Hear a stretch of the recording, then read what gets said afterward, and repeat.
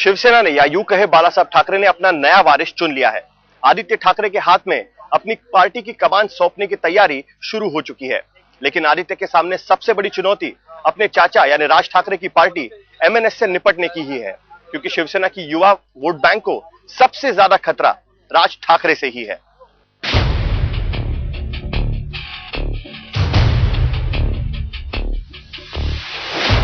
आदित्य ठाकरे,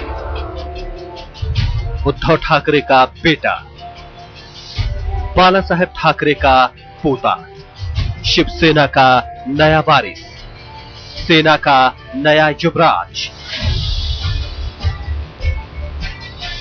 उनके पूरे खानदान में राजनीति के अलावा कुछ नहीं होता। बीए में उनका विषय भी राजनीति विज्ञान है। अब खुद वो सियासत की दुनिया में कूद पड़े हैं।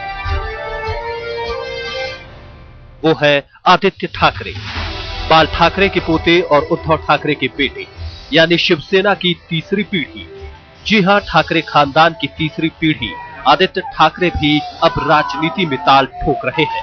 वो शिवसेना की नई युवा सेना का प्रतिनिधित्व करेंगे और शिवसेना से दूर हो रहे युवा वोट बैंक को वापस पाने की कोशिश करेंगे।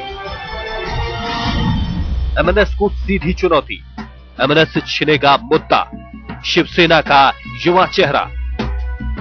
युवा आदित्य ठाकरे के राजनीति में आने से सबसे बड़ा झटका एमएनएस को लग सकता है। शिवसेना का मुद्दा छीनकर उसकी ही वोट बैंक में सेंध लगाने वाली एमएनएस से छिन सकता है युवा वोट बैंक। शिवसेना का इरादा तो कुछ ऐसा ही है।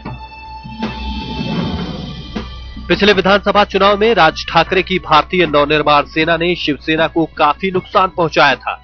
शिवसेना के मुद्दे और वोट बैंक को एमएनएस ने अपना निशाना बनाया था। निशाना सटीक बैठा और विधानसभा में एमएनएस ने 13 सीटें जीती, जबकि मुंबई में 6 सीटों पर एमएनएस ने कब्जा किया। यानी जिसके दम पर शिवसेना राजनीति करती थी, एमएनएस ने वो मुद्दा ही उससे छीन लिया। शिवसेना जिस युवा वोट बैंक का दम भरती थी, एमएनएस ने वो वोट बैंक भी शिवसेना से छीन लिया। लेकिन अब शिवसेना अपना वोट बैंक और अपना मुद्दा भी वापस पाना चाहती है। इसीलिए उसने युवाओं को लुभाने के लिए नौजवान आदित्य ठाकरे को आगे किया है। दरअसल महाराष्ट्र की सियासत में पिछड़ रही शिवसेना के भीतर काफी बौखलाहट है। राज्य की महाराष्ट्र नवनिर्माण सेना ने युवाओं पर अच्छी पकड़ बना ली है। शिवसेना इसी बात की काट तलाश रही है और अब उसे उम्मीद है ठाकरे खानदान की तीसरी पीढ़ी के चश्मो चिराग आदित्य ठाकरे से। राहुल महाजनी के साथ साहिल जोशी, मुंबई आज तक।